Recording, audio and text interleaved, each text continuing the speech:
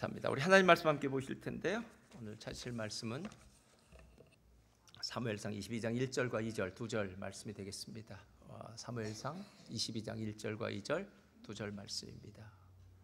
우리 다 같이 한 목소리로 봉독해 올리겠습니다. 사무엘상 22장 1절 2절 다 같이 봉독하겠습니다. 시작. 그러므로 다윗이 그곳을 떠나 아둘람 굴로 도망하매 그의 형제와 아버지의 온 집이 듣고 그리로 내려가서 그에게 이르렀고 환난당한 모든 자와 빚진 모든 자와 마음이 원통한 자가 다 그에게로 모였고 그는 그들의 우두머리가 되었는데 그와 함께한 자가 400명 가량이었더라. 아멘. 오늘 말씀의 제목은요, 아둘람 공동체입니다. 아름다운 공동체 시리즈로 한 10개가 아니라 10번 정도 저희가 계속할 텐데요. 올해 우리의 교회 비전이 주의 아름다움을 보게 하소서라고 이야기하는데요. 제가 조금 이따 얘기하겠지만 그 아름다움을 볼 수 있는 것이 바로 우리 공동체입니다. 그래서 하나님 우리 공동체가 아름다울 때 그 아름다움을 우리가 경험하고 바라볼 수 있을 것 같아서 아름다운 공동체 시리즈 10번째 중에 오늘 첫 번째로 아둘람 공동체에 대해서 이야기하겠습니다. 자, 우리 믿음의 선포 함께 할까요? 믿음은 긍정적입니다. 믿음은 창조적입니다. 믿음은 소망적입니다. 나는 믿음의 사람입니다. 나는 주 안에서 행복합니다. 아멘. 할렐루야. 이 아름다운 믿음의 역사가 2024년도 오늘 예배 참석한 모든 분들에게 있기를 주님의 이름으로 축복합니다. 여러분, 어떤 단어를 들으면 우리는 그 단어와 연관되어진 다른 단어들이 생각나는 경우가 있습니다. 예를 들어서 남산이라고 하면은요, 여기 서울에 사신 분들 많이 계시고 또 지방에 사신 분들은 자기가 살고 있던 동네의 산이라고 생각하면 됩니다. 대구에 사시는 분들은 팔달산, 이렇게 좀 팔달이 아니게 한 게 있겠죠. 하여튼 산을 생각하시면 됩니다. 남산하면 많이 떠오르는 게 팔각정, 남산 팔각정이 있거든요. 또 케이블카가 있어요. 그리고 또 남산 요즘은 왕돈가스 또 얘기하더라고요. 그래서 남산에 돈가스도 있고요. 또 어떤 사람들은 남산 하면은 자물쇠 이야기를 하는 분들이 있습니다. 왜냐하면 남산에 가면 쫙 이렇게 사랑의 자물쇠를 애인이랑 같이 와서, 부인이 아니라 애인이랑 같이 와서 이렇게 다 걸어놔요. 이게 위험한 게 왜 그러냐 하면 시간이 지나면 누구랑 자물쇠를 걸었는지를 잊어버리는 경우가 있습니다.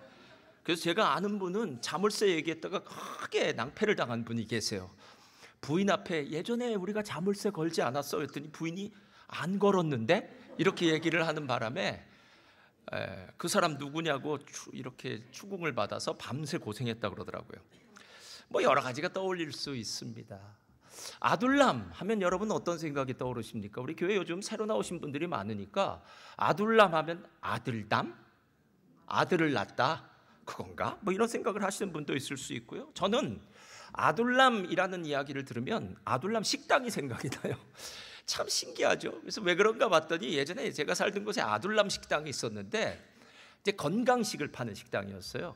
그런데 그 식당에 가면 꼭 동굴 같아요. 이상하죠. 식당도 가보면 식당마다 어떤 그 모습이 있겠지만 그 식당은 유독 동굴 같아서 여기가 꼭 다윗이 400명의 그 피난한 자들과 모인 아둘람 동굴 같다, 이런 생각을 했던 적이 제 머리에 깊이 각인되어서 그런지 몰라도 저는 아둘람 하면 식당이 생각납니다. 여러분, 실제로 아둘람 동굴에 모였던 이 400명의 사람은 공동체라고 이야기할 수 있고요. 그리고 이 공동체의 이 사람들은 참 보잘것없는 사람들이 모인 것 같았지만 정말 이 사람들을 통해서 다윗 왕국의 기초를 마련했던 다윗에게는 없어서는 안 될 공동체가 바로 여기서 시작되었다라는 겁니다. 2024년이 갑진년이더라고요. 용의 해입니다. 용의 해요. 그래서 올해 이 갑진년에 우리 교회의 비전은 시편 27편 4절, 우리 아까 기도한 집사님도 말씀하셨지만 주의 아름다움을 보게 하소서라는 이 부분인데요. 내가 여호와께 바라는 한 가지 일, 곧 그것을 구하리니 내가 평생에 여호와의 집에 살면서 여호와의 아름다움을 바라보며 그의 성전에서 사모하는 그것이라. 내가 내 평생에 여호와의 집에 살면서 주님과 함께 있는 게 진짜 큰 기쁨이고 큰 복입니다. 그리고 그 성전에서 사모하는 그것이라고 얘기하면서 다윗의 평생의 소원은 하나님의 성전에 거하면서 하나님의 아름다움을 보고 싶었다. 난 아름다움을 갈망한다 라는 것이 바로 다윗의 소원이었습니다.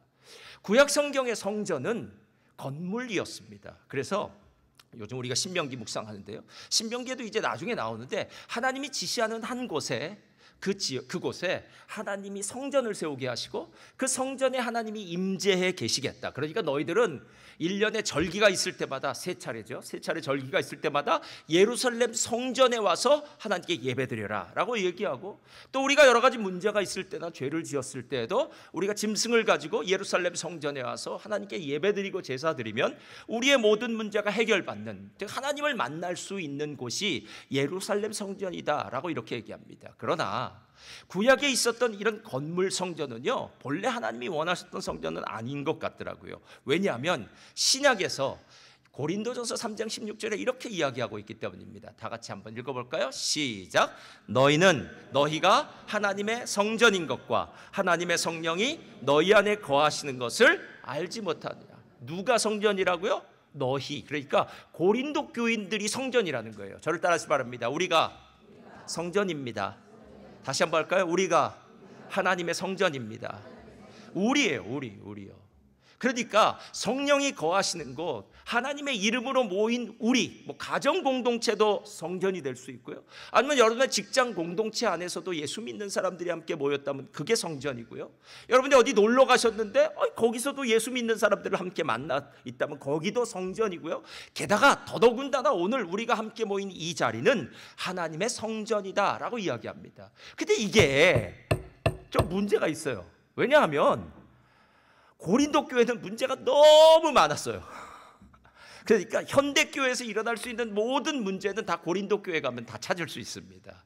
그래서 별별 문제가 다 일어난 교회라서, 아니 이렇게 문제 많은 교회가 어떻게 하나님의 성전이 될 수 있어? 라고 우리는 이야기하지만 하나님 뭐라고 말씀하시냐면, 아니야, 너희가 문제가 있더라도 하나님이 너희와 함께 있는다면, 하나님의 성령이 너희와 함께 있다면 너희는 성전이야 라고 이렇게 이야기하고 있다는 거예요. 그러니까 주의 아름다움을 보게 하소서라는 아름다움이라는 것이 하나님에게 속한 많은 좋은 것들, 생명이 될 수도 있고 영광이 될 수도 있고 복이 될 수 있고 계시가 될 수 있고, 하나님에 속한 모든 것은 다른 어떤 곳에서 보여지는 것이 아니라 하나님의 성령이 계신 공동체 안에서 보여지는 줄 믿습니다. 그래서 오늘 그 공동체 중에 진짜 아름다운 공동체, 그 공동체가 바로 아둘람 공동체라는 거예요. 그래서 아둘람 공동체에 대한 이야기를 오늘 아까 우리가 읽었는데요, 성경이 이렇게 시작해요. 그러므로 다윗이 그곳을 떠나 아둘람 굴로 도망하매. 그러니까 지금 아둘람 공동체가 인간적으로 계획해서, 야 우리가 여기다가 공동체를 하나 만들자, 오스본 어베뉴 157번지에 멜번 순복음교회를 만들자 해서 멜번 순복음교회를 만든 개척위원회가 생기고, 그리고 돈을 십시일반으로 모으고 은행에서 론을 받고 이런 식으로 했던 것이 아니라, 다윗이 지금 아둘람 굴로 도망했더니 그의 형제와 아버지의 온 집이 듣고 그리로 내려가서 그에게 이르렀고, 환난당한 모든 자, 빚진 모든 자, 할렐루야, 할렐루야. 빚진 자들은 잘 들으시기를 바랍니다. 환난 못 나간 모든 자, 빚진 모든 자, 마음이 원통한 자, 이것도 들으시길 바랍니다. 이 사람들이 다 그에게로, 다윗에게로 모여서 다윗은 우두머리가 되었고 그와 함께한 자가 400명가량 되었더라 라고 이렇게 얘기합니다. 모든 이야기에는 배경이 있어요. 콘텍스트가. 우리가 누군가와의 대화 속에서 오해를 하거나 착각을 하는 이유는요, 그 콘텍스트를 보지 않기 때문에 그래요. 배경을 듣지 않기 때문입니다. 그래서 만약에 어떤 사람과 대화를 할 때 그 사람을 오래 알고 있었다면, 저 사람은 개떡같이 얘기하지만 찰떡 같은 사람이야, 저 사람이 그렇게 막 얘기하는 것 같지만 마음은 참 고운 사람이야, 이렇게 알고 나면 그 사람이 하는 얘기에 대해서 오해를 갖지 않는데, 사람과 사람이 잘 모르는 상태에서 한두 마디 이렇게 툭 던지고 나면 그 말 때문에 마음에 상처를 받기도 하고 오해를 하기도 하더라라는 겁니다. 오늘 그러므로 다윗이 그곳을 떠나 아둘람 굴로 도망했다는 이때는 다윗에게는 인생의 가장 큰 막장을 경험하는 때였어요. 언제냐 하면 오늘 22장이니까요. 21장에 그 이야기가 나와요. 다윗이 사울의 칼을 피해서 도망할 때 급히 도망을 합니다. 도망하니까 먹을 거나 이런 것도 못 사갖고 갔겠죠. 그래서 높당에 아비아달 제사장에게 가서 그 당시에 제사장만 먹을 수 있는 진설병, 하나님 앞에서 이제 물려낸 떡이니까 진설병을 달라 그래서 진설병을 먹고 이렇게 얘기해요. 내가 지금 급히 나오느라고 무기가 없어. 혹시 여기에 무기 있는 거 없습니까? 라고 물어서 그때 자기가 죽인 골리앗의 칼을 차고 무기를 갖고 그 다음에 무슨 생각을 하냐면 내가 어디를 가면 살 수 있을까? 사울의 칼을 피해서 도망갈 수 있는 곳이 어딜까라고 생각하다가 참 인간의 꼼수죠. 블레셋 땅으로 가자 이런 생각이 든 거예요. 근데 그냥 블레셋 땅으로 가자가 아니라 이거 제 생각입니다. 전적인 제 생각이니까 그냥 여러분은 그러려니 하세요. 다윗이 이런 생각을 했던 것 같아요. 블레셋 땅으로 갈 때 어디로 갈까 생각하다가 골리앗은 가드 사람이었거든요. 블레셋은 5동네였습니다. 그러니까 골리앗의 칼을 들고 내가 가드로 가서 그 칼을 전달해주고 왕한테, 아기스 왕한테 전달해주고, 야 왕이시여 내가 이 칼을 가져왔습니다. 내가 본래 큰 용사입니다. 혹시 왕께서 저를 사용하고 싶으면 용병처럼 사용하시고 제가 왕 앞에서 왕 아래에서 좀 보호를 받기 원합니다 라고 이런 생각, 꼼수를 가졌던 것 같아요. 그러고 나서 골리앗의 칼을 들고 가드 아기스한테 갔더니요, 웬일입니까? 자기의 생각과는 전혀 다른 일이 벌어집니다. 다윗이 전쟁터에 갔다가 블레셋 사람들을 물리치고 돌아오면 여인들이 불렀던 노래가 있습니다. 사울이 죽인 자는 천천히요, 다윗이 죽인 자는 만만이로다. 그리고 다윗은 용사 중에 용사였습니다.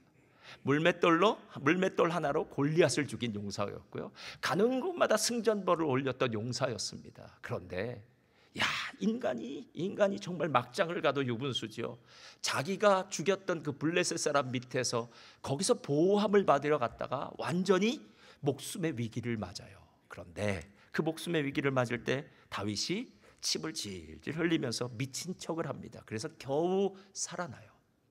남자는 돈은 없어도 뭔 있다고요? 가오는 있습니다. 자존심은 있죠. 그렇지 않습니까, 여러분? 용사입니다. 위대한 사람입니다. 그런데 어떻게 자기 목숨 하나 살려고 침을 질질 흘리면서 블레셋 왕 앞에서 미친 척을 했을까요? 여러분, 가끔 누군가가 흑역사라는 말 아시나요? 흑역사라는 말은 내가 감추고 싶거나 없애버리고 싶은 나의 과거예요. 그래서 연예인들이 자기 과거 사진을 없애고 싶어 하더라고요. 그것도 뭐 자기의 과거에 있었던 뭐 연기를 잘못했던 것, 뭐 그런 뭐 여러 가지 있잖아요. 연예인들이야 그런 뭐 우리와는 다르게 영상으로도 남을 수 있고 사진으로도 남을 수 있으니까 누군가에겐 보여주고 싶지 않은 자기의 과거, 그런 과거의 흑역사가 있다면 오늘 다윗에게도 이 가드왕 아기스 앞에서의 살려고 미친 척했던 이 모습은 정말 창피한 일 아닙니까, 여러분? 제가 좀 전에 얘기했죠. 남자가 자존심이 있다면요, 내가 누군데, 내가 다윗이야, 내가 치사하게 그렇게까지 하면서 목숨을 부지해야 되겠어? 다윗이 그럴 때 오늘 나온 이야기가 바로 오늘 이야기의 시작이에요. 그러므로 다윗이 그곳을 떠나 아둘람 굴로 도망하매. 얼마나 비참했을까요? 제가 보니까요, 다른 사람의 비난도 참 참기 힘든데 내가 내 자신을 향해서 자책하는 거는 더 못 참겠더라고요. 이 바보 같은 놈, 내가 왜 그 짓을 했을까? 내가 왜 그때 그렇게 살았을까? 내가 그때 왜 그 말을 했을까? 그런 행동을 했을까? 여러분, 살다 보면은 다른 사람이 아니라 내가 내 자신을 자책하면 살고 싶지 않을 때가 있다면 오늘 다윗이 아둘람 굴로 도망했을 때가 바로 그런 때예요. 그런데 신기하죠? 하나님은 하나님의 사람이 가장 밑바닥으로 떨어졌을 때 하나님의 사람들을 붙여주세요. 그게 바로 가족들입니다. 그의 형제와 아버지의 온 집이 듣고 그에게 이르렀다라고 얘기합니다. 이 가족은 혈연 공동체예요. 제가 보니까 가족 안에서는 사랑이 있고 가족 안에서는요, 서로를 배려하는 그런 마음들이 있더라고요. 여러분, 만약에 우리 자녀가 뭔가 잘못했어요. 그랬더니 여러분이 우리 자녀의 일을 다른 집에 가서 다른 집사님에게 그거 알아, 내 아들이 우리 딸이 진짜 이렇게 문제가 많아, 걔는 정말 내가 왜 냈는지 모르겠어, 이렇게 얘기하는 부모가 간혹 있습니다. 근데 그렇게 얘기해놓고 후회하겠죠. 여러분, 자기 얼굴에 침 뱉는 거죠. 그래서 실은 자기 가족이라면 감싸주고 사랑하고 배려해 줍니다. 잘못한 것이 있더라도 남은 용서하지 못하더라도요, 가족은, 부모는 그 모든 것들을 용서할 수 있는 사람인데, 여기 지금 가장 밑바닥까지 떨어졌다고 하는 이 다윗에게 누가 함께 왔느냐면 가족이 함께 왔다라는 거예요. 얼마나 힘이 됐을까요?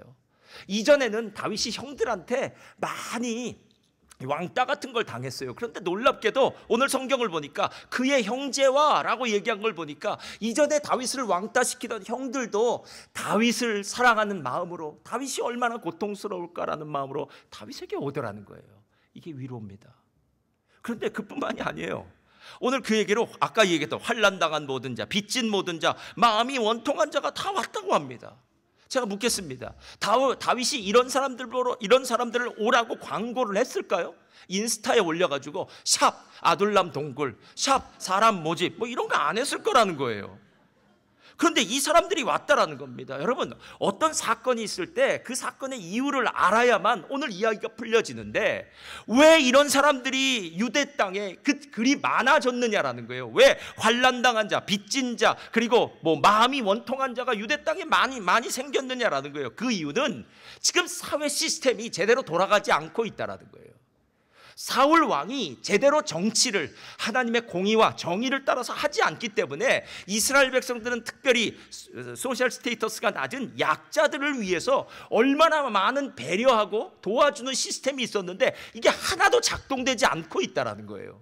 여러분, 3년에 한 번씩 하는 11조는요 레위인들과 또 가난한 사람들과 과부와 고아를 돕도록 만들었고요, 그리고 이스라엘 백성들은요 밭을 곡식을 벨 때에도 겉에 이렇게 남겨져 있는 가장자리에 남겨져 있는 건 베지 말라고 이야기합니다. 추수할 곡식의 열매들을 털 때에도 다 털지 말라고 얘기해요. 지나가던 가난한 사람이 그것을 먹을 수 있기 때문에 사회적으로 그들을 돌보아 줄 수 있는 소셜 시스템이 정말 잘 돼 있어요. 그래서 하나님의 나라가 정말 가난한 자도 억울한 자도 답답한 자도 이런 자도 없는 나라가 되는 것. 그래서 여러분이 이제 신명기를 묵상할 텐데 신명기 묵상이 그 부분을 이야기하고 있더라라는 겁니다. 그래서 이스라엘 백성은요 특별히 지도자가 되는 사람들에게 이런 얘기를 하는 거예요. 솔로몬이 1000번제를 드리고 난 다음에 하나님 앞에 꿈을 꿨더니 하나님이 우리 모두가 듣고 싶어하는 말씀을 하십니다. 솔로몬아, 내가 내게 무엇을 해주기를 원하느냐? 하나님이 여러분에게 무엇을 해주기를 원하느냐 하면 여러분 무엇을 구하실까요? 100만 불을 주시옵소서, 큰 집을 주시옵소서. 뭐 구하겠죠. 솔로몬이 이렇게 구했어요. 8절부터 볼까요? 그들은 큰 백성이라 수요가 많아서 셀 수도 없고 기록할 수도 없사오니. 9절 다 같이 읽겠습니다. 시작. 누가 주의 이 많은 백성을 재판할 수 있사오리까? 듣는 마음을 종에게 주사 주의 백성을 재판하여 선악을. 여러분, 지금 솔로몬이 재판하겠다고 얘기하는 거예요. 그러니까 재판한다는 것은 억울한 사람이 없게 만든다는 거예요. 그래서 우리가 사법제도가 잘 운영이 될 때 유전무죄, 무전유죄 뭐 이런 거 없는 거 아닙니까? 실제로 돈 있는 사람은 법망을 미꾸라지처럼 잘 풀어나가고, 돈이 없고 백 없는 사람은 법망에 걸려가지고 덤태기를 씌워가지고 더 큰 형벌을 받는 그런 세상을 누가 좋은 세상이라고 이야기할 수 있겠습니까? 뇌물이 있는 세상, 뭐 뒷돈뿐만 아니라 서로 아는 인맥을 따라서 재판하는 그런 거 하지 말고 하나님의 공의로, 하나님의 정의로 선악을 따라서 재판하라라는 겁니다. 그래서 신명기 우리가 묵상하는 것에서요 1000부장, 100부장, 50부장 세운 이유는 저들을 잘 재판하기 위해서, 사사들을 세운 이유도 저들을 정직하고 신실하게 재판하기 위해서. 왕 시스템도 마찬가지입니다. 왕이 딱 버티고 서서 한 나라의 사회적 시스템이 정확하게 돌아가면서 억울한 사람이 생기지 않도록 만드는 것. 그런데 지금 문제는 사울 시대는 모든 게 다 무너져 버린 시대라는 거예요. 여러분, 이런 시대를 살고 있는 사람들은 얼마나 힘들까요? 실은 환난당한 자, 빚진 자, 마음이 원통한 자는 이 사람들이 잘못해서라기보다는 사회적으로 지금 의롭고 거룩한 사람들, 다윗부터 그러니까요, 이런 사람들이 왕따를 당하고 이런 사람들이 상대적인 불이익을 당하는 그런 세상 가운데 살면서 모여든 사람이 아둘람 동굴에 모인 사람이다라는 겁니다. 그럼 이제 솔직하게 한번 이런 질문을 던져봐야 돼요. 그렇게 아둘람 동굴에 모인 사회적 약자들, 억울하고 원통하고 고통받는 사람들이 모인 곳에 도대체 무슨 하나님의 아름다움이 있을까요? 우리에게는 두 가지 눈이 있습니다. 하나는 육적인 눈이 있고요, 하나는 영적인 눈이 있어요. 먼저 육적인 눈으로 한번 얘기한다면요, 실패자들의 모임입니다. 요즘 같은 루저들의 모임이라고 하겠죠. 아이고, 그 모임이요, 별거 없습니다. 거기 다 망한 사람들 모임 아닙니까? 문제 있는 사람들이 모임 아닙니까? 게다가 아둘람 동굴은 저기 광야 가운데 있는데, 아니 도대체 자기네들끼리 400명이 모여서 무슨 짓을 하겠습니까? 거긴 소망도 없습니다. 그냥 다 망할 사람들이 있는 겁니다. 게다가 다윗은 지금 현상금이 붙은 도망자입니다. 예. 사울이 지금 눈을 부릅뜨고 다윗을 잡기 위해서 용사들 3,000명을 붙들고 이리도 찾고 저리도 찾고 있습니다. 조만간 망해버릴 거예요 라고 얘기하는 곳이 아둘람 동굴일 겁니다. 그런데 여러분, 만약에 육적인 눈이 아니라 영적인 눈을 들어서 아둘람 동굴을 보면 좀 어떤 생각이 들까요? 저는 영적이라고 하는 사람도 많은 순간 이렇게 영적이지 않고 육적인 눈을 갖고 세상을 바라볼 때가 많다는 것을 사무엘 선지자를 보고 알았어요. 하나님께서 사울 왕을 버리시고 이세 아들 중에 다윗 왕을 선택하시려고 할 때 하나님이 사무엘에게 기름병이죠, 뿔에 기름을 채워서 기름을 부으러 가라고 얘기해요. 가서 아들들을 데리고 오라고 얘기합니다. 한 명씩 보내요. 첫 번째 엘리압이 지났는데요, 와, 키가 1m 85, 생긴 건 정우성, 몸은 추성훈, 예? 대단 피지컬 100, 이런 식으로, 야, 왕이 되려면 이 정도는 돼야 될 것 같아라고 얘기하는데 하나님이 이렇게 얘기하세요. 한번 볼까요? 사무엘상 16장 7절 다 같이 읽겠습니다. 시작. 여호와께서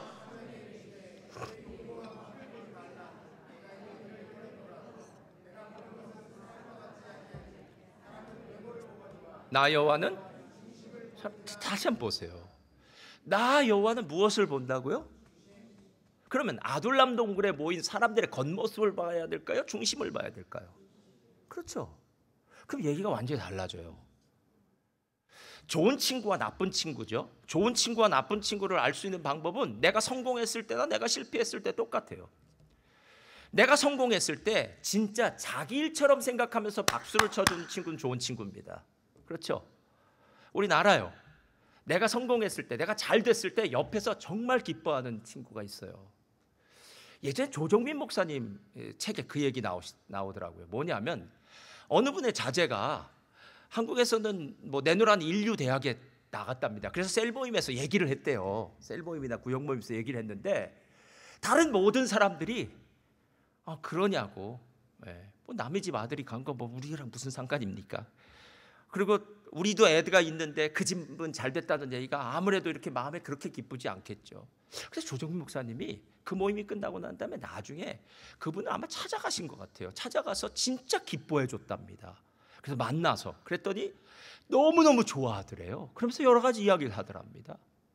여러분, 진짜 친구는 내가 잘 되었을 때 옆에서 환호해주고 박수해주고 기뻐해줄 수 있는 친구예요. 가짜 친구는요, 박수를 어설프게 치겠죠. 그리고 뒷담화를 치겠죠. 아니면 야, 쟤도 옛날에 공부 못했어. 옛날엔 야, 제가 이렇지만 이런 문제가 있어. 하여튼 어떻게든 꼬투리 잡아내서 진심으로 박수를 쳐주고 그 성공을 기뻐해주는 사람이 아니라 뭐래도 끄집어내리고 싶었겠죠. 여러분, 누가 진짜 친구입니까? 실패했을 때도 마찬가지입니다. 실패한 친구의 마음을 위로하면서 함께 아파해 줄 수 있는 친구죠. 그래서 정말 내가 어렵고 힘들 때에 다른 사람은 몰라도 이 친구에게 가면 내 마음을 털어놓고 얘기해도 내 마음을 다 받아줄 수 있을 것 같은 친구, 진짜 친구 아닙니까? 그런데 정말 가짜 친구라면 이렇게 할 것 같아요.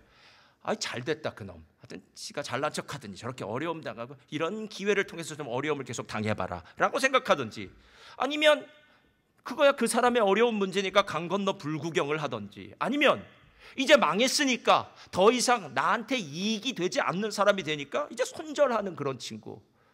여러분, 그런 친구 가짜 친구 아닙니까? 만약에 지금 다윗이 인간적으로 보면은요, 실패자입니다. 아까 이야기했듯이 남자가 돈은 없어도 가오가 있죠. 야, 다윗이 침을 질질 흘리면서 미친 척하면서 목숨을 구걸하는 다윗, 여러분 상상이나 가십니까? 예.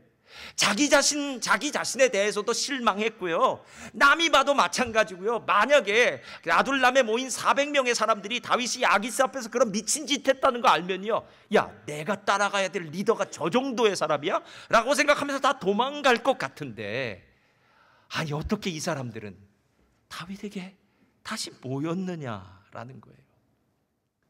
그들의 중심에 뭔가 있었겠죠. 제가 보기엔 이게 있었어요. 다윗 왕을 세우신 하나님의 신실하심을 바라봤다면 그들은 다윗에게 보일 수 있어요. 그렇지 않습니까? 예. 그러니까 다윗이라는 한 사람은 별 볼 일 없고 지금 실패자처럼 보이고 아무것도 리더십도 없고 정말 따라가기에는 너무 부끄러운 존재처럼 보여도 그 연약한 존재인 다윗을 이스라엘의 2대 왕으로 세우셨다는 하나님을 향한 신실한 마음이 있다면 그 사람은 다윗에게 붙을 거라는 거예요. 세상을 살다 보니까요, 누구에게 붙는가는 정말 중요하더라고요. 뭐 세상은 줄 쓴다고 얘기하는데 우리도 줄 쓰는 게 중요합니다. 우리는 무조건 예수님 편에 줄 서야 됩니다. 할렐루야. 맞나요? 틀리나요? 어떤 상황 가운데도 예수님 편에 서십시오. 사람 편이 아닙니다. 나는 예수님 편에 서겠습니다. 예수님의 말씀이 진리고 예수님의 말씀이 모든 내 선택의 기준이고 근거입니다. 내 결정은 예수님의 말씀 따라 순종하며 살겠습니다. 여러분, 그게 그리스도인의 삶이 돼야 되는데 이 사람들이야말로 하나님을 향한 신실한 마음으로 다윗에게 붙어있는 사람들이라는 거예요. 자, 그렇다면 하나님을 향한 이 신실함이 다른 성경에는 충성이라고 말하기도 하고요, 다른 성경에는 믿음이라는 단어도 얘기하는 거예요.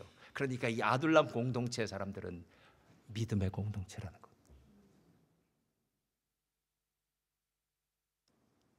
이 공동체 아름다움이 뭔지 아시겠어요, 여러분? 세상적으로 보기에는 너무너무 별 볼 일 없는데 그 안을 들여다보니까 아름다워요. 누가 그 얘기를 하더라고요. 살아서 평생 살아있는 동안 뭐 구경을 해야 될 뭐 전 세계 7개 뭐 여행지 뭐 이런 거 있잖아요, 여러분. 그레이터 베리어 리프, 케언스도 그 중에 하나라고 얘기하잖아요. 물 위에는 아무것도 보이지 않습니다. 그런데 스노클링을 하고 물속을 들어가면 그 아름다운 세계가 펼쳐집니까? 안 펼쳐집니까? 펼쳐지겠죠. 물 밖에서 물 위를 보는 것과 물 속에 들어가서 그 신비한 세상을 보는 것은 차이가 있듯이 하나님이 우리의 마음의 중심에 있는 그 믿음을 본다는 것은 이거 전혀 다른 이야기예요. 그래서 더 감사한 게 뭐냐면 이 믿음이 진짜인지 가짜인지를 알 수 있는 이유가 있어요. 이 믿음이 잠깐 다윗이 지금 어려운 상황에 있으니까 그래, 다윗에게 내가 잠깐 같이 있을 거야 생각하면서 한 1년 정도 있다가 다윗 떠나버리고, 이게 아니라 다윗이 아둘람 동굴에 있는 동안, 다윗이 광야에서 사울을 쫓겨다니는 그 동안 내내 함께 있었다면 그 믿음 진짜 아니겠습니까? 사무엘하 2장 2절을 보면 이렇게 시작해요. 다 같이 읽겠습니다. 시작. 다윗이 그의 두 아내 이스라엘 여인 아히노암과 갈멜 사람 나발의 아내였던 아비가일을 데리고 그리로 올라갈 때에 자기와 함께한 추종자들과 그들의 가족들을 다윗이 다 데리고 올라가서 헤브론 각성읍에 살게 하니라. 3절 이렇게 얘기해요.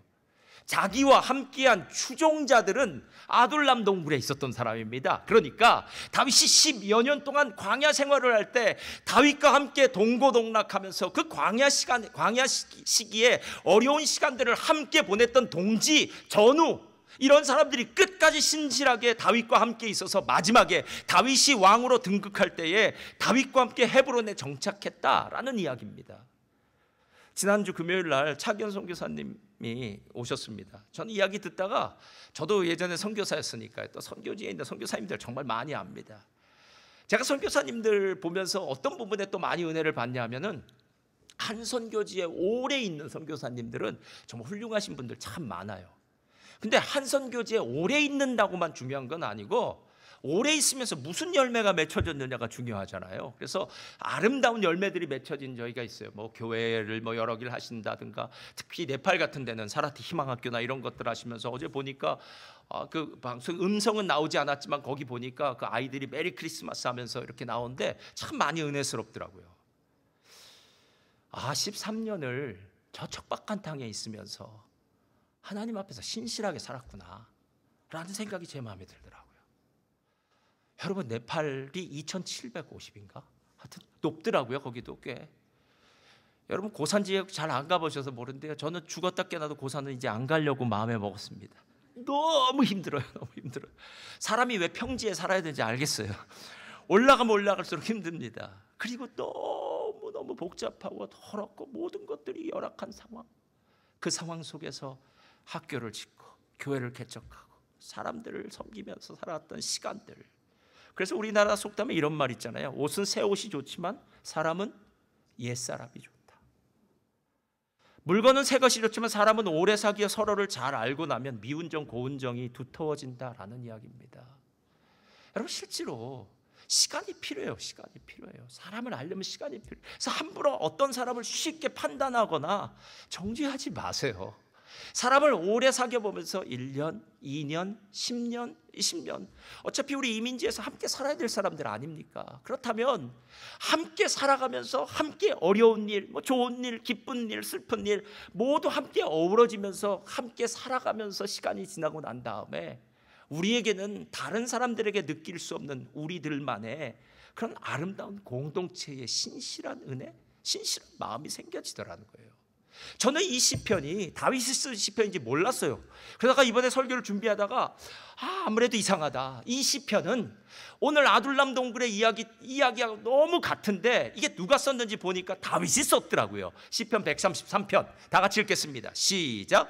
보라, 형제가 연합하여 동거함이 어찌 그리 선하고 아름다운고, 머리에 있는 보배로운 기름이 수염 곧 아론의 수염에 흘러서 그의 옷깃같이 내림 같고, 헐몬의 이슬이 시온의 산들에 내림 같도다. 거기서 여호와께서 복을 명하셨나니 곧 영생이로다.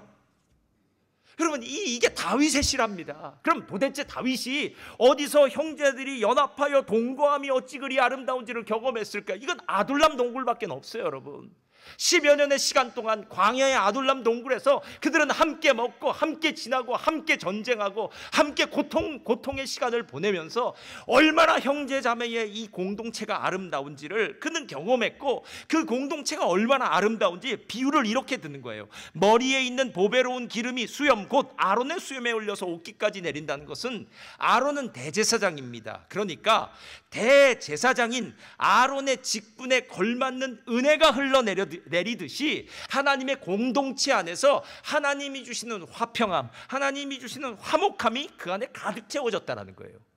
그러니까 기름 냄새가 가득 채워졌다는 거, 그 안에 하나님의 은혜가 가득 채워졌다는 겁니다. 그리고 난 다음에 마치 헐몬의 이슬이 시온의 산들에 내려서 모든 대지를 적셔서 그 대지에 풀이 자라나서 짐승들이, 가축들이 그 풀을 먹고 그리고 농사를 할 수 있는 그 놀라운 축복이듯이 하나님이 주시는 영원한 생명이 그 공동체에 있다. 이건 아무리 생각해도 아둘람 동굴밖에 없다라는 거예요. 하나님이 우리에게 두 가지 축복이 있습니다. 여러분 잊지 마십시오. 여러분 나중에 하나님의 심판대 앞에 갔을 때 반드시 후회하든지 아니면 감사할 수밖에 없습니다. 첫째, 예수 그리스도를 나에게 보내주셔서 나를 구원하시는 애. 이건 다른 것과 비교할 수 없어요. 여러분 돈이 좀 없어도 됩니다. 건강? 어차피 나이 들면 다 건강은 거기서 거깁니다. 인물? 늙으면 다 사진 찍기 싫습니다. 저도 싫어요. 다 싫어요. 다 싫어요. 누가 사진 찍자 그러면 찍지 말라고 막 얘기하고 싶어요. 여러분 다른 건 모든 게 부족해도 상관없어요. 원룸에 살건 뭐 방 10개짜리 집에 살건 그게 뭐가 중요합니까 여러분? 어떤 차를 타건 그게 뭐가 중요합니까? 굴러가기만 하면 되는 거죠. 그것도 없으면 큰 차 타고 다니면 됩니다. 기차나. 하여튼 뭐 아무거나 타고 다니면 될 거 아니에요. 그런데 나를 위해서 구원해 주신 예수 그리스도만은 있어야 된다라는 거예요. 이게 첫 번째 복이에요. 두 번째 복이 있어요. 예수 그리스도를 머리로 삼고 함께 사랑하고 훈련받고 헌신할 수 있는 공동체예요. 이게 없으면 우리의 신앙은 마치 각계전투를 하는 것과 똑같아요. 여러분 가족이 없는 나를 한번 생각해 보시기 바랍니다. 왜 고아와 과부가 가장 불쌍한 사람이라고 이야기할까요? 제가 아는 목사님이 고아 목사님이 계세요. 이분이 언제나 했던 말 제 귀에 아주 선명하게 들려요. 오후쯤 되어서 해가 어스름질 때 다른 모든 아이들은 집에서 엄마가 부른답니다. 이제 들어와서 밥 먹으라고. 그때 자기는 어디도 갈 데가 없었대요. 고아원에 다시 들어가야 되는 자기의 모습을 보면서 이 가족이라는 것이 얼마나 대단한지 알았대요. 여러분에게 가족 그런 의미 아닙니까? 근데 세상에 불행한 것은 그 가족 공동체만 똘똘 뭉쳐있는 게 불행한 거예요. 우린 영적인 사람 아닙니까? 신앙 공동체가 있어야죠. 서로 돕고 서로 아파하고 서로 기뻐하고 서로 신앙을 북돋기도 하고 서로 경계하기도 하고 서로 칭찬하기도 하고 함께 어우러져서 하나님의 이름을 부르고 예배드리기도 하고. 여러분, 이런 가정 공동체뿐만 아니라 신앙 공동체가 없다면 그 인생이 어떻게 복된 인생이 될 수 있겠느냐라는 거예요. 게다가 이민 사회를 살고 있는 저와 여러분의 삶은 더하지 않습니까? 한국처럼 친구가 있기를, 고등학교 친구가 있기를 합니까? 뭐 중학교 친구가 있기를 합니까? 초등학교 친구가 있기를 합니까? 아니면 뭐 직장 동료가 있기를 합니까? 여긴 직장 동료와도 뭐 끝나고 나면 다 집에 돌아가더라고요. 예? 가족이 있기를 합니까? 친척이 있기를 합니까? 여러분, 정말 외롭고 힘든 이민사회 속에서 신앙 공동체는 여러분의 전부입니다. 전부예요. 그게 바로 오늘 다윗이 말하고 있는 아둘람 공동체의 축복이에요. 다윗을 신실하신 하나님의 은혜로 붙들고 함께 어우러져서 그 신실함, 충성된 믿음이 처음부터 끝까지 변치 않고 이어지는 것, 이게 바로 하나님의 아름다움 아니겠느냐는 거예요. 누군가의 글에 나무의 나이테에 대해서 기록했는데 이렇게 기록하더라고요. 나무의 나이테가 우리에게 가르치는 것은 나무는 겨울에도 자란다는 것이다. 야, 나무가 겨울에도 자란답니다. 그리고 겨울에 자란 부분일수록 여름에 자란 부분보다 더 단단하다는 사실이다. 여러분, 우리가 겉으로 보기엔 겨울엔 다 죽은 것 같잖아요. 멈춰선 것 같잖아요. 그렇지 않다라는 거예요.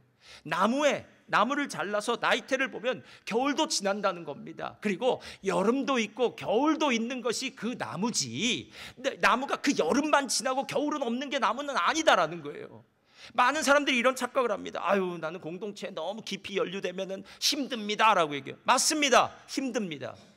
그럼 여러분, 제가 다시 물어볼게요. 자식 키우는 거 쉽습니까? 어렵습니까? 자식은 뱃속에 있을 때가 제일 편해요. 할렐루야. 나면 그 다음부터는 돈이 들어요. 그 다음부터 말을 안 들어요. 그 다음엔 말을 안 듣는 게 아니라 골칫거리가 아파요. 예. 여러분, 진짜 자녀를 키우는 거 힘들듯이 공동체 안에 있는 건 힘든 게 당연해요. 세상에 가치 있는 것이 어렵고 힘들지 않은 것이 어디 있겠습니까? 쉬운 길만 가려고 하는 사람을 도둑놈이죠.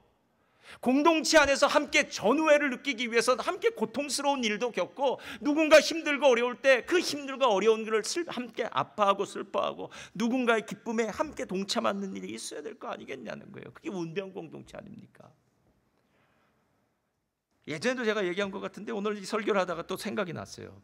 예전에 아르헨티나에서 한국에 이제 선교대회나 여러 번 한국에 들어갈 일이 있으면 꼭 중간을 거쳐 들어가는데, 그 해는 웬일인지 미국에 이제 몇 도시를 이렇게 거쳐서 들어가요. 미국은 처음 기착하는 도시에서 일단 인터내셔널로 내셔널로 바꿔요.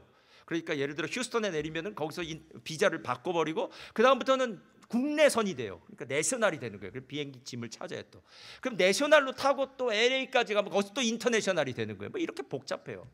두 번째, 제가 내셔널 비행기를 탄 것 같아요. LA에서 아마 휴스턴까지인 것 같은데, 그랬더니 옆에 있는 할머니신데 목적이 이끄는 삶을 읽고 있더라고요. 야, 할머니가 목적이 이끄는 삶을 읽어서 제가 놀랐어요. 그래서 아이고, 예수 믿으신가 봅니다. 그랬더니 예수 믿는다 그런 거예요. 그래서 제가 참 반갑잖아요. 그것도 자기 옆자리에 미국 비행기에서 아무도 한국 사람도 없는 것 같은데, 그래서 그래서 저는 목사라고 이렇게 얘기했더니 목사님을 만난 거 보니까 제가 복이 많다고 막 이래요. 그래서 알겠다 그랬더니 목사님을 만나면 꼭 물어보고 싶은 게 있대요. 그래서 뭘 물었더니 비행기가 어떻게 뜨냐고 물어보더라고요.